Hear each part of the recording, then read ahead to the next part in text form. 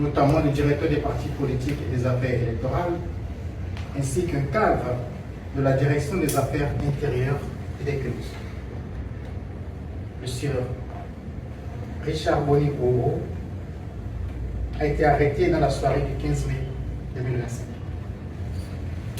À ce stade des investigations, les éléments recueillis laissent apparaître que dans le processus administratif de reconnaissance du parti politique dénommé le libéral, des sommes d'argent auraient été convenues et versées à des fonctionnaires en contrepartie de leur intervention pour l'aboutissement du dossier.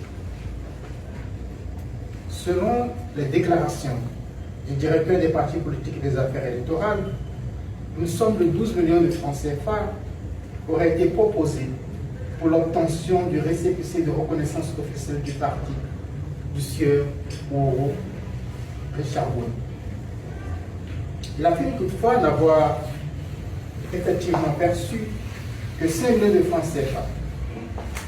Une perquisition effectuée à son domicile a permis la saisie de cette somme qu'il présente comme celle reçue du sieur Oro. Ce dernier, pour sa part, déclare avoir remis au total 7 millions de francs CFA. Il déclare avoir remis cette somme au directeur, et ceci en 3 tranches. Un premier versement d'1 million de francs CFA avant la tenue du congrès du parti le 5 avril 2025, suivi de 2 paiements successifs de 3 millions de francs CFA, chacun effectué les 26 et 28 avril 2025. Les faits ainsi établis s'analysent en corruption d'agents publics, infraction prévue et punie par les articles 335, 336 et suivants du Code pénal.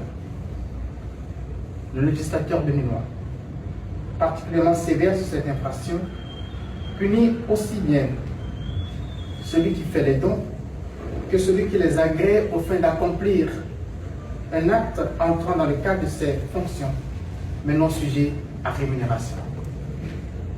Les peines prévues par la loi sont la réclusion criminelle de 5 à 10 ans, sans préjudice des peines pécuniaires et des confiscations.